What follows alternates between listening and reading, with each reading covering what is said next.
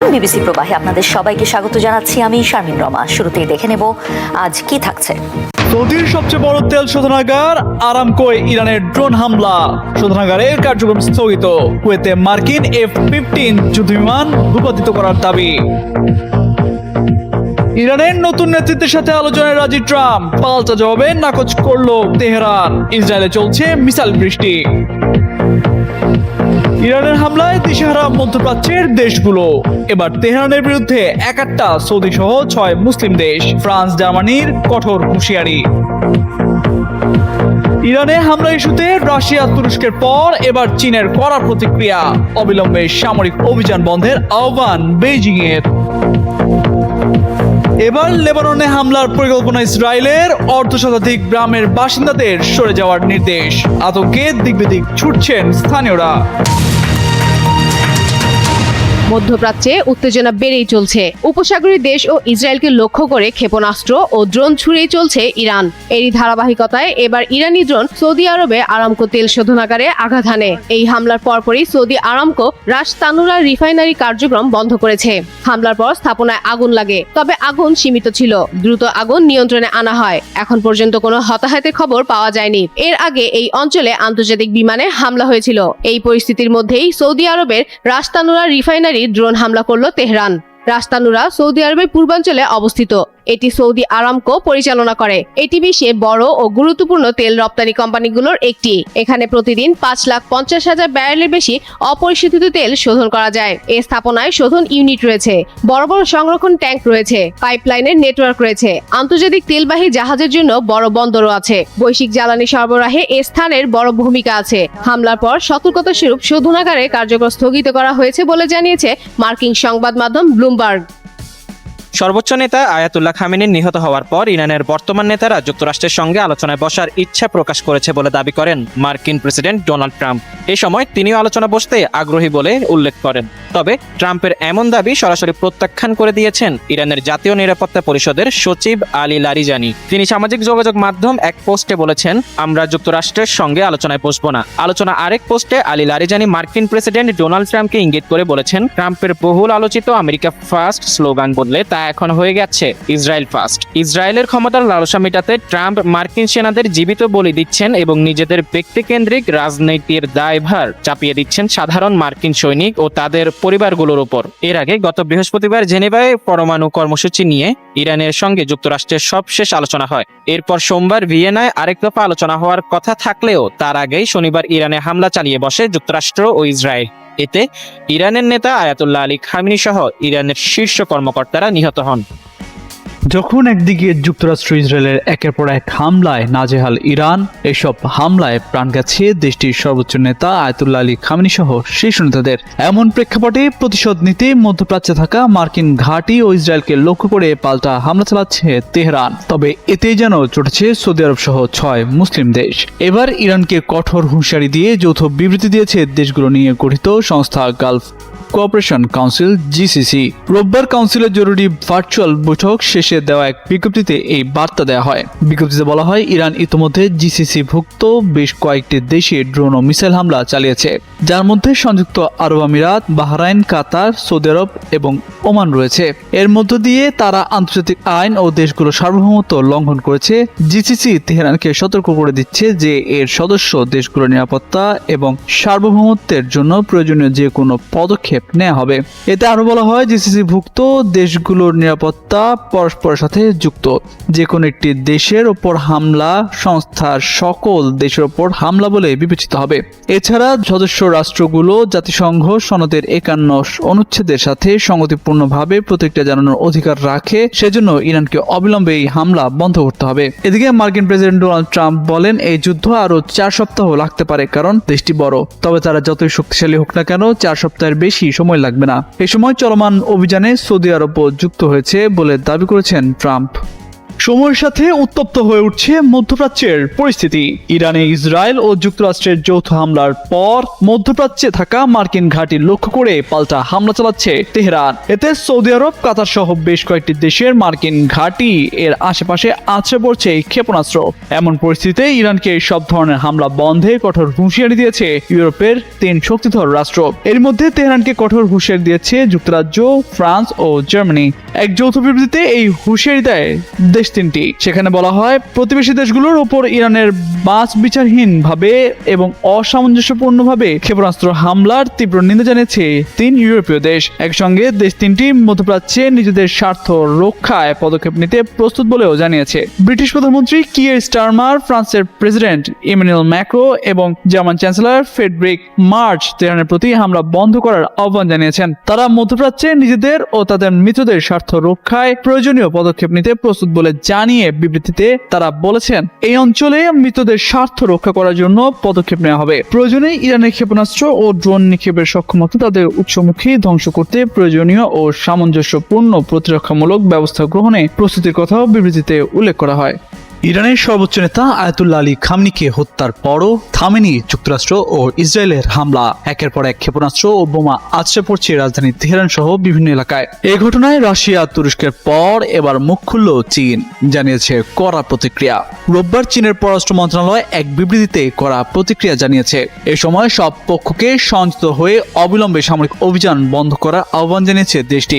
সেখানে যুক্তরাষ্ট্র ও ইসরায়েলের সামরিক অভিযানকে ইরানের সার্বভৌমত্ব ও নিরাপত্তার গুরুতর লঙ্ঘন এবং জাতিসংঘ সনদের নীতি ও আন্তর্জাতিক সম্পর্কের মৌলিক নিয়মের পরিপন্থী বলেও উল্লেখ করা হয়েছে। একই ঘটনায় কড়া প্রতিক্রিয়া জানিয়েছে উত্তর কোরিয়াও। ইরানের ওপর মার্কিন ইসরায়েলের আক্রমণকে অবৈধ আগ্রাসন বলে নিন্দা জানিয়েছে দেশটি। কোরিয়ান সেন্ট্রাল নিউজ এজেন্সির বরাতে আল জাজিরা জানায়, উত্তর কোরিয়ার পররাষ্ট্র মন্ত্রণালয়ের মুখপাত্র বলছেন, ইরানের ওপর মার্কিন ইসরায়েলের আক্রমণ অবৈধ আগ্রাসন এবং জাতীয় সার্বভৌমত্বের লঙ্ঘন। মুখপাত্র আরো বলেন, যুক্তরাষ্ট্রের আধিপত্যবাদী এবং গ্যাংস্টার সদস্য কার্যক্রমের কারণে এ ধরনের পরিণতি অনিবার্য ছিল। তবে যুক্তরাষ্ট্র ও ইসরায়েলের এ ধরনের আগ্রাসন যুদ্ধ যে কোনো পরিস্থিতিতেই অগ্রহণযোগ্য। অপরদিকে ইরানের সর্বোচ্চ নেতা আয়াতুল্লাহ আলী খামেনি ও তার পরিবারের সদস্যদের হত্যাকাণ্ডের তীব্র নিন্দা জানিয়েছে রাশিয়ার প্রেসিডেন্ট ভ্লাদিমির পুতিন। তিনি এই হত্যাকাণ্ডকে নৃশংস আখ্যা দিয়ে বলেছেন, এটি আন্তর্জাতিক আইনের চরম লঙ্ঘন। ইরান ইসরায়েলে চলমান যুদ্ধের প্রেক্ষাপটে কুয়েতে একটি যুদ্ধবিমান বিধ্বস্ত হওয়ার ঘটনায় মধ্যপ্রাচ্যে নতুন করে আলোচনা সৃষ্টি হয়েছে। ইরান দাবি করেছে, ক্ষেপণাস্ত্র হামলার মাধ্যমে তারা একটি মার্কিন F-15 ফাইটার জেট ভূপাতিত করেছে। যদিও যুক্তরাষ্ট্র এ বিষয়ে আনুষ্ঠানিকভাবে কিছু জানায়নি। সামাজিক যোগাযোগ মাধ্যমে কুয়েতের আকাশে একটি যুদ্ধবিমান বিধ্বস্ত হওয়ার ভিডিও ছড়িয়ে পড়ে। সেখানে দেখা যায় আকাশে উড়ন্ত একটি F-15 ফাইটার জেট ধীরে ঘূর্ণীয়মান অবস্থায় নিচে পড়তে থাকে এবং এর পেছন দিক থেকে আগুনের শিখা বের হচ্ছিল।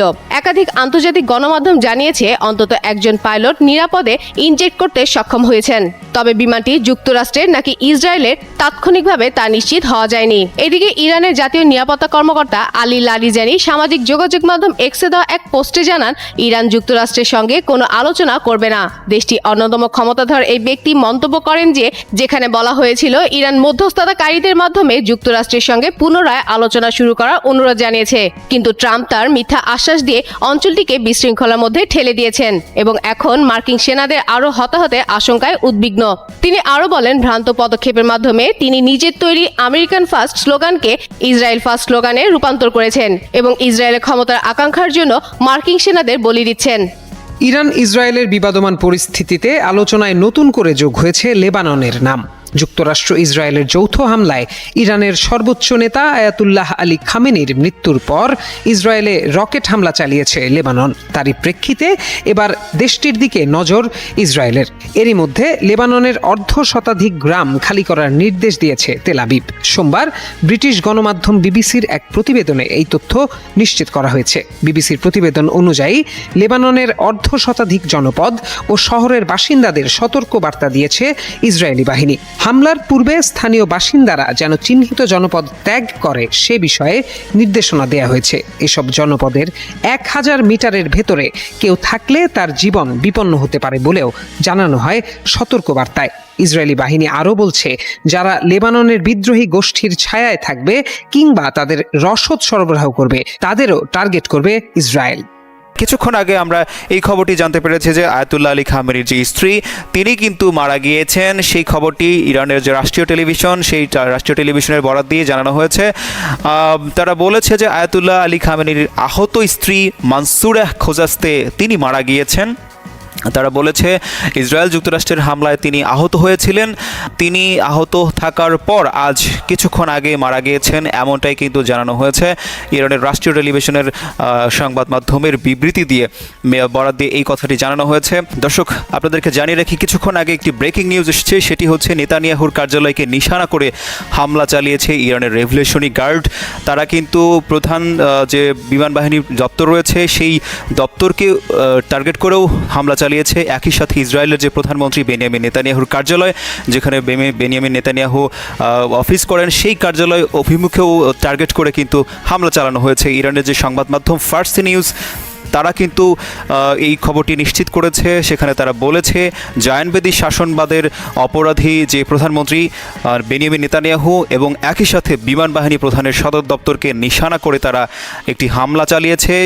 সেই হামলায় তারা খাইবার ক্ষেপণাস্ত্র ব্যবহার করেছে, সেই ব্যাপারটিও নিশ্চিত করেছে।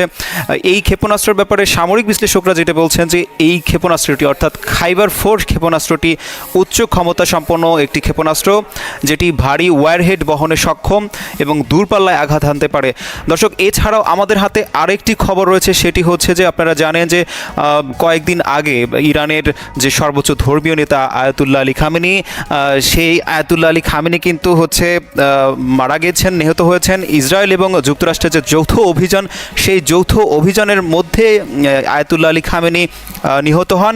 তবে সেই খবরের পরপরই আমরা জানতে পারি যে আয়াতুল্লাহ আলী খামেনির স্ত্রী এবং মেয়ে এবং জামাতা তারাও কিন্তু হচ্ছে ওই সময় হামলায় আক্রান্ত হয়েছিলেন। কিন্তু হামলার পরপরই আমরা আরও খবর জানতে পারি যে তার যে মেয়ে এবং জামাতা তারা নিহত হন, তবে তার স্ত্রী গুরুতর আহত হয়েছিলেন। কিছুক্ষণ আগে আমরা এই খবরটি জানতে পেরেছি যে আয়াতুল্লাহ আলী খামেনির যে স্ত্রী তিনি কিন্তু মারা গিয়েছেন। সেই খবরটি ইরানের যে রাষ্ট্রীয় টেলিভিশন সেই রাষ্ট্রীয় টেলিভিশনের বরাত দিয়ে জানানো হয়েছে। তারা বলেছে যে আয়াতুল্লাহ আলী খামেনির আহত স্ত্রী মানসুরাহ খোজাস্তে তিনি মারা গিয়েছেন। তারা বলেছে ইসরায়েল যুক্তরাষ্ট্রের হামলায় তিনি আহত হয়েছিলেন। তিনি আহত থাকার পর আজ কিছুক্ষণ আগে মারা গিয়েছেন, এমনটাই কিন্তু জানানো হয়েছে। ইরানের রাষ্ট্রীয় টেলিভিশনের সংবাদ মাধ্যমের বিবৃতি দিয়ে বরাত দিয়ে এই কথাটি জানানো হয়েছে। একই সাথে আপনাদেরকে আরও একটি খবর জানাতে চাই। ইরাকে যুক্তরাষ্ট্রের যে নাগরিকরা রয়েছেন তাদেরকে নিরাপদ স্থানে সরে যাবার নির্দেশ দিয়েছে মার্কিন দূতাবাস। ইরাকে অবস্থানরত মার্কিন নাগরিকদের পরবর্তী নির্দেশ না দেওয়া পর্যন্ত নিরাপদ স্থানে যেতে বলেছে মার্কিন দূতাবাস। একই সাথে আরও একটি খবর দেখতে পাচ্ছি, সেটি হচ্ছে যে মার্কিন যে প্রতিরক্ষা মন্ত্রী রয়েছে তিনি বলেছেন যে এই যে যুদ্ধ অবস্থা, এই যে যুদ্ধ সেটি কোনো যুদ্ধ নয়, এটি কোনো অন্তহীন যুদ্ধ নয়, আর ইরানও ইরাক নয়, এমনটা করে মন্তব্য করেছেন। অর্থাৎ তিনি বোঝাতে চেয়েছেন যে ইরানে মার্কিন অভিযানের মূল লক্ষ্য হলো যে ইরানের ক্ষেপণাস্ত্র এবং নৌবাহিনী ধ্বংস করা। এটিকে তিনি যুদ্ধ বলতে নারাজ। তিনি বলতে চান যে ইরানে যে ক্ষেপণাস্ত্র এবং হচ্ছে নৌবাহিনী সহ যে পারমাণবিক অস্ত্র অর্জনের যে চেষ্টা, সেই চেষ্টাকে তারা বিরত রাখতে চান। শুধু এই চেষ্টা বিরত রাখাই তাদের উদ্দেশ্য বলে তিনি অভিহিত করেছেন, মন্তব্য করেছেন। দর্শক, আপনারা জানেন যে কিছুক্ষণ আগে ইরানের রাষ্ট্রীয় টেলিভিশন সহ রাষ্ট্রীয় যে গণমাধ্যমগুলো রয়েছে, একটি গণমাধ্যম ফার্সি নিউজ এজেন্সি তারা নিশ্চিত করে জানিয়েছে যে রেভলিউশনারি গার্ড তারা ইসরায়েলে হামলা চালিয়েছে ইসরায়েলের প্রধানমন্ত্রী বেনিয়ামিন নেতানিয়াহুর কার্যালয়, ইসরায়েলের বিমান বাহিনীর প্রধান সদর দপ্তর, তাদেরকে লক্ষ্য করে, দুটি কার্যালয়কে লক্ষ্য করে তারা এর আগেও অনেকবার হামলা চালিয়েছে, কিন্তু সেই হামলাগুলো সফল হয়নি।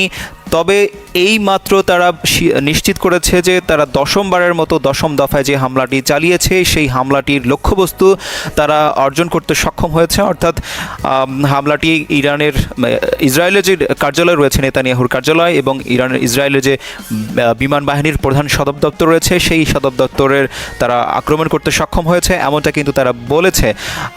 একই সাথে তারা বলেছে তারা এই হামলায় খাইবার 4 নামের একটি শক্তিশালী ক্ষেপণাস্ত্র ব্যবহার করেছে, যে ক্ষেপণাস্ত্রটি একটি শক্তিশালী ব্যালিস্টিক ক্ষেপণাস্ত্র, যেটি ইরানের দীর্ঘ পাল্লার অন্যতম একটি শক্তিশালী ক্ষেপণাস্ত্র হিসেবে বিবেচিত হয়। সামরিক বিশ্লেষকরা মনে করেন যে এই ক্ষেপণাস্ত্র উচ্চ ক্ষমতা সম্পন্ন এবং ভারী ওয়্যারহেড বহনে সক্ষম। ইরানের উত্তর পূর্বাঞ্চলীয় শহর মাসদাহের একটি ধর্মীয় পরিবারে 1939 সালের 19 এপ্রিল জন্মগ্রহণ করেছিলেন আলী খামেনি। 8 ভাই বোনের মধ্যে তিনি ছিলেন দ্বিতীয়। তার বাবা সৈয়দ জাওয়াদ খামেনি ছিলেন স্থানীয়ভাবে সুপরিচিত একজন শিয়া পণ্ডিত। মা খাদিজা মির্দামাদিও একজন ধার্মিক নারী ছিলেন। শৈশবে মায়ের কাছেই কোরআন শিক্ষাসহ ইসলামের গুরুত্বপূর্ণ বিষয়ে শিক্ষা পান আলী খামেনি। এরপর 4 বছর বয়সে বড় ভাই মোহাম্মদের সঙ্গে স্থানীয় একটি মক্তবে ভর্তি হন।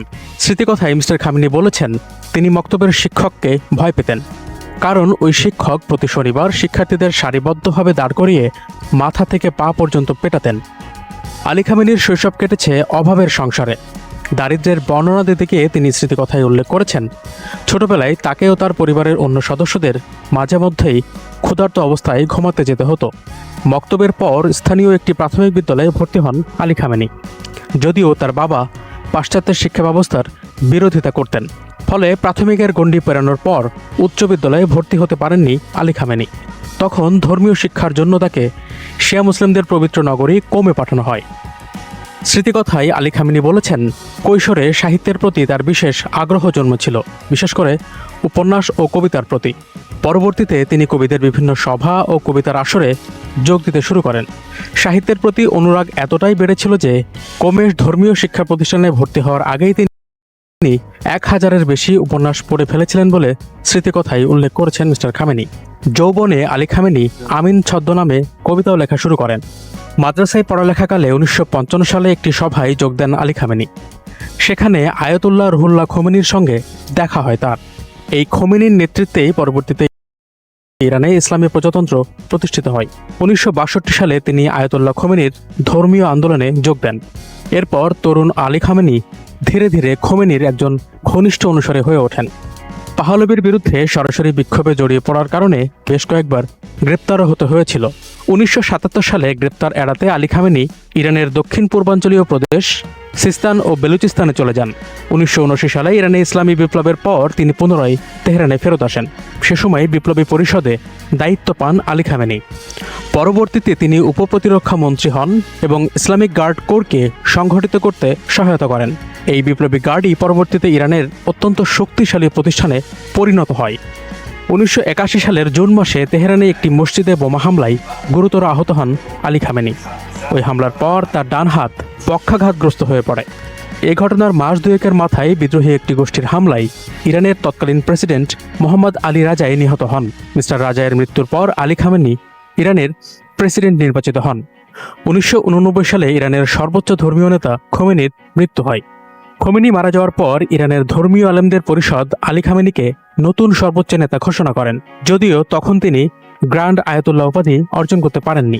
পরে ইরানের সংবিধান সংশোধন করে আলী খামেনিকে আয়াতুল্লাহ পদে উন্নীত করা হয়। ইরানের সংবিধানে তখন আরও একটি গুরুত্বপূর্ণ পরিবর্তন আনা হয়। প্রধানমন্ত্রী পদ বাতিল করা হয় এবং প্রেসিডেন্টের হাতে অধিক ক্ষমতা অর্পণ করা হয়। 3 দশকেরও বেশি সময় ধরে ইরানের সর্বোচ্চ নেতা হিসেবে দায়িত্ব পালনের পর গত শনিবার আয়াতুল্লাহ আলী খামেনি যুক্তরাষ্ট্র ও ইসরায়েলের হামলায় নিহত হন।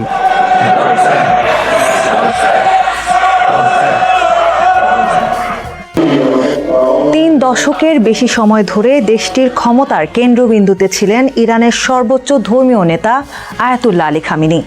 মার্কিন প্রেসিডেন্ট ডোনাল্ড ট্রাম্প দাবি করেন, যুক্তরাষ্ট্র ও ইসরায়েলের বিমান হামলার প্রথম দিনই খামেনি নিহত হয়েছেন।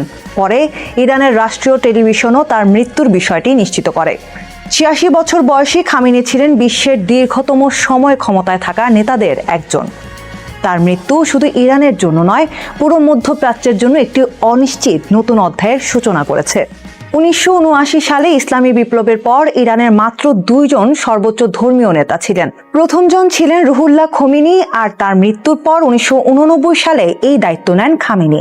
ইরানের সর্বোচ্চ নেতা দেশের সবচেয়ে ক্ষমতাধর ব্যক্তি। তিনি রাষ্ট্রপ্রধান, সশস্ত্র বাহিনীর সর্বাধিনায়ক এবং গুরুত্বপূর্ণ সব সিদ্ধান্তের চূড়ান্ত নিয়ন্ত্রক। তিনি যে কোনো আইন বা নীতির উপর ভেটো দিতে পারেন এবং গুরুত্বপূর্ণ সরকারি পদে কে প্রার্থী হতে পারেন তা নির্ধারণ করতে পারেন। যদিও ইরানের প্রেসিডেন্ট নির্বাচিত হন, কিন্তু বাস্তবে দেশের চূড়ান্ত সিদ্ধান্তের ক্ষমতা সর্বোচ্চ নেতার হাতেই থাকে। ইরানের তরুণ প্রজন্ম খামেনিকে ছাড়া অন্য কোনো সর্বোচ্চ নেতা দেখেনি। রাষ্ট্রীয় টিভিতে তার প্রতিটি বক্তব্য সম্প্রচার করা হতো এবং দেশের সর্বত্র তার ছবি বিলবোর্ড ও দোকানে দেখা যেত। বিদেশে প্রেসিডেন্টরা বেশি আলোচনায় থাকলেও দেশের ভেতরে খামেনি ছিলেন প্রকৃত ক্ষমতার প্রতীক। 1939 সালে ইরানের মাশহাদ শহরে একটি ধর্মীয় পরিবারে জন্মগ্রহণ করেন খামেনি। তিনি ছিলেন 8 সন্তানের মধ্যে দ্বিতীয়। তার বাবা ছিলেন শিয়া ইসলামের একজন ধর্মগুরু। খামেনি ছোটবেলা থেকেই ধর্মীয় শিক্ষায় মনোযোগী ছিলেন। মাত্র 11 বছর বয়সেই ধর্মীয় শিক্ষায় দক্ষ হয়ে ওঠেন তিনি। তবে তার কাজ শুধু ধর্মীয় ছিল না, বরং রাজনৈতিকভাবে সক্রিয় ছিলেন তিনি।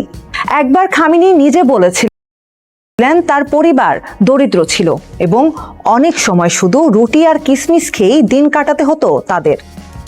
1960 ও 1970-এর দশকে খামেনি ইরানের শাহ মোহাম্মদ রেজা পাহলভির বিরুদ্ধে আন্দোলনে যোগ দেন। শাহের শাসনের বিরুদ্ধে বক্তব্য দেওয়ার কারণে তাকে 6 বার গ্রেপ্তার করা হয়। এমনকি নির্যাতন এবং অভ্যন্তরীণ নির্বাসনও ভোগ করেন তিনি। 1979 সালে ইসলামী বিপ্লবের মাধ্যমে শাহ ক্ষমতাচ্যুত হন। এরপর খামেনিকে তেহরানের জুমার নামাজের ইমাম হিসেবে নিযুক্ত করেন। তার রাজনৈতিক বক্তৃতা প্রতি সপ্তাহে সারা দেশে সম্প্রচারিত হতো, যা তাকে দ্রুত জাতীয় নেতা হিসেবে প্রতিষ্ঠিত করে। বিপ্লবের কিছুদিন পর খোমেনির সমর্থক ছাত্ররা তেহরান মার্কিন দূতাবাস দখল করে এবং কূটনীতিকদের 444 দিন জিম্মি করে রাখে। আর তাদের এই পদক্ষেপকে সমর্থন করেছিলেন খামেনি। এই ঘটনা ইরানকে যুক্তরাষ্ট্রের প্রধান শত্রু হিসেবে প্রতিষ্ঠিত করে এবং দীর্ঘ আন্তর্জাতিক বিচ্ছিন্নতার সূচনা করে। 1981 সালে খামেনির উপর একটি বোমা হামলা হয়। একটি টেপ রেকর্ডারের মধ্যে লুকানো বোমা বিস্ফোরিত হলে তিনি গুরুতর আহত হন। তার ফুসফুস ক্ষতিগ্রস্ত হয় এবং তার ডান হাত অস্থায়ীভাবে অচল হয়ে যায়।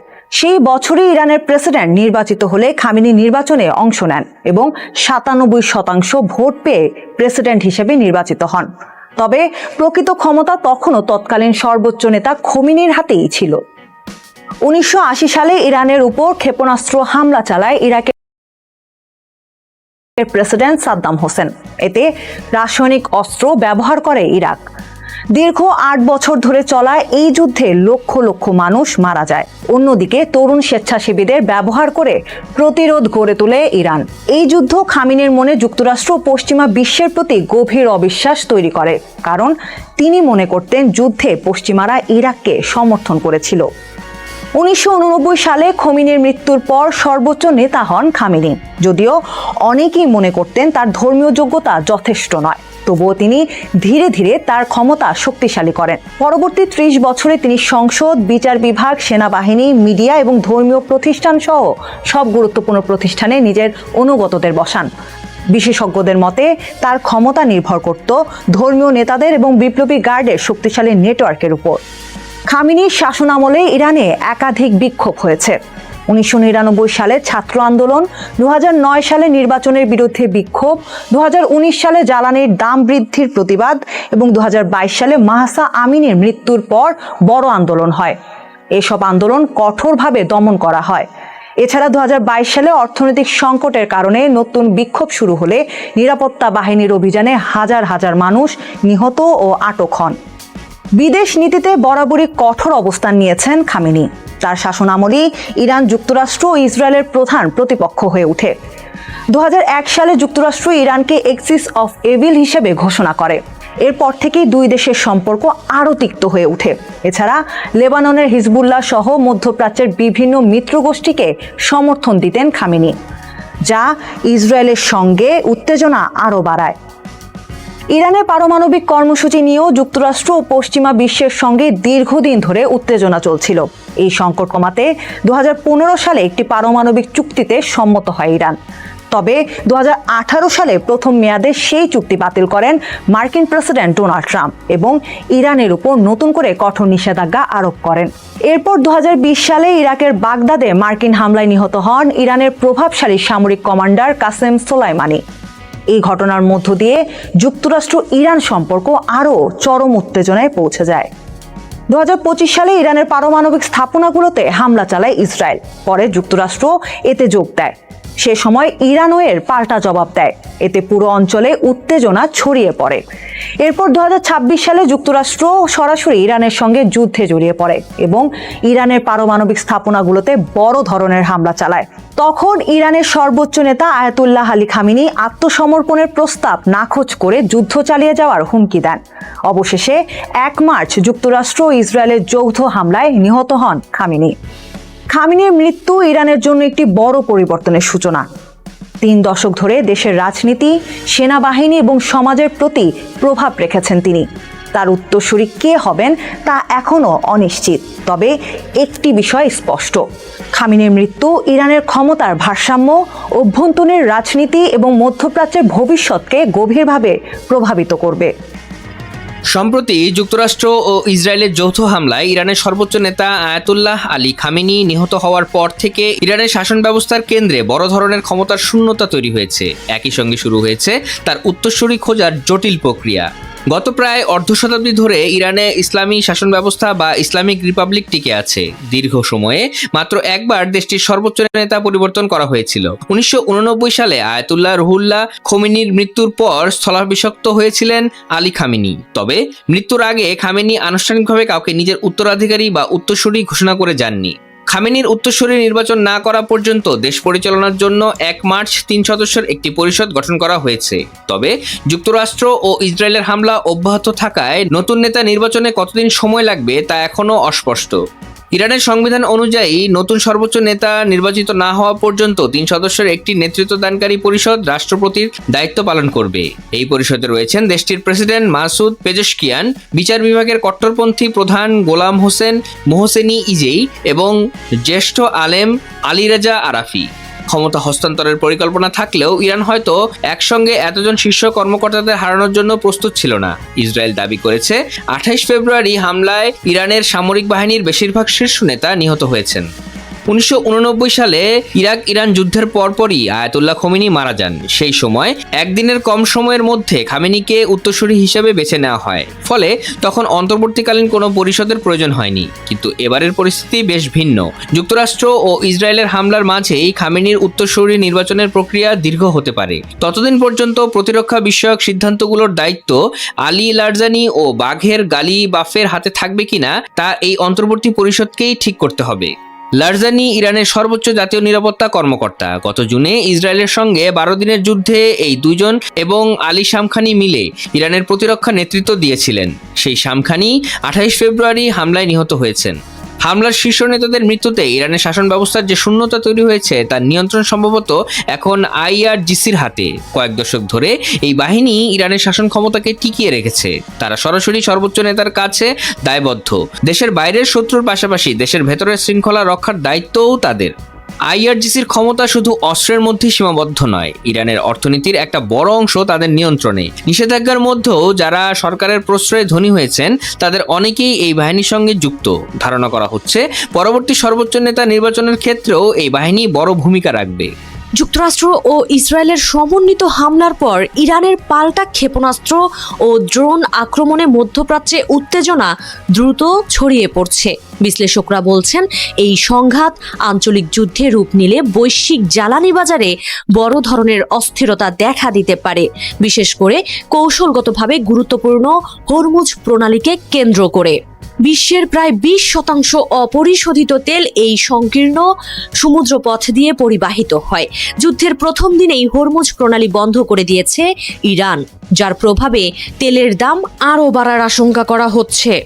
ইতোমধ্যে 27 ফেব্রুয়ারি আন্তর্জাতিক বাজারে অপরিশোধিত তেলের দাম 2% বেশি বেড়েছে। গত 17 ফেব্রুয়ারিতে যেখানে ব্যারেল প্রতি দাম ছিল $61, তা বেড়ে বর্তমানে $67 দাঁড়িয়েছে। মূলত ইরান যুক্তরাষ্ট্র বৈঠক ফলহীন হওয়ার পর থেকেই বাজারে অস্থিরতা বাড়ছিল। সাম্প্রতিক সামরিক পদক্ষেপের পর দাম আরও ঊর্ধ্বমুখী হওয়ার নতুন সম্ভাবনা তৈরি হয়েছে। বাংলাদেশের জ্বালানি নিরাপত্তা সরাসরি হরমুজ প্রণালীর ওপর নির্ভরশীল।